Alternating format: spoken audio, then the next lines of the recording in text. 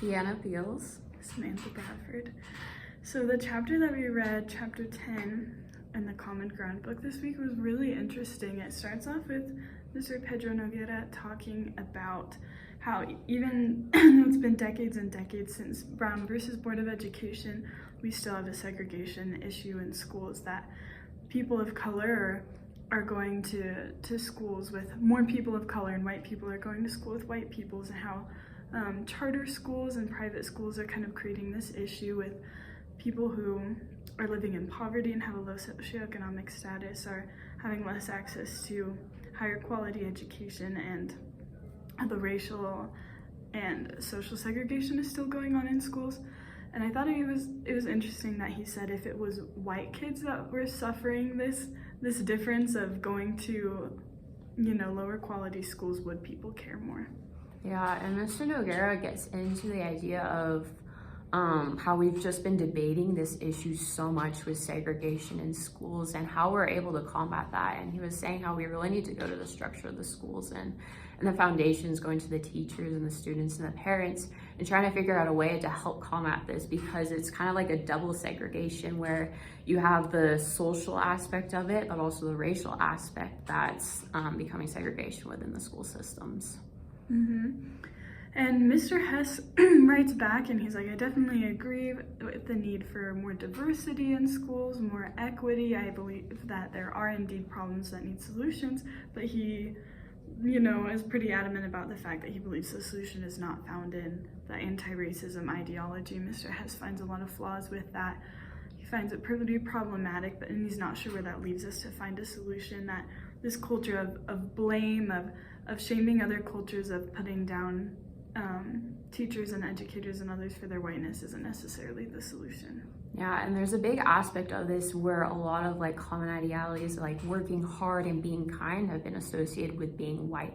And so a lot of these other school systems and people are getting upset because people are trying to enforce these values and these common ideologies in these children as they're growing up, but they're saying that they're trying to make them too white. And so a lot of these anti-racism campaigns are trying to make us less white in a way of don't promote working hard, don't promote being kind, because those things are trying to deculturalize these students.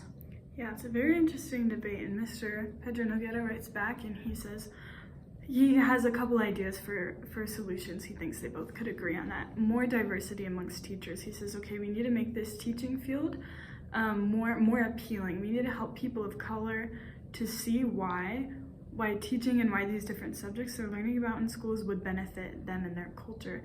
And so he says we need more diversity amongst teachers. We need to teach less whitewashed subjects. He thinks, history and literature have obviously been pretty whitewashed in schools, but he even argues that science and mathematics have been whitewashed and we need more representation. Yeah, and he was going off of the fact how there's also not a lot of women of color in the STEM programs, and so there's not a lot of people that they can look up to that resemble their race or things like that. And so it's really, really hard for them to kind of get into the school system and be like, oh, we're just going to learn all this white structured material.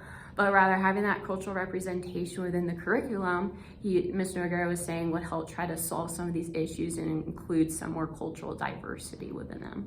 Yeah. Although they both kind of disagree a little bit about anti-racism and things, they both kind of agree that as a solution, we need teachers to be better prepared to meet students where they're at, to celebrate the culture of all and the communities that these different students come from, to address the social obstacles that stand in their way, and to teach honest and inclusive history and affirm who the students are. Yeah, and then Mr. Hess was kind of going off about making sure to prepare these teachers to be in these situations, to help these students, to build strong relationships with them, to build relationships with the parents, but also to include their culture within the classroom. Find different ways to be creative about it to help them feel included and special and part of the society in it.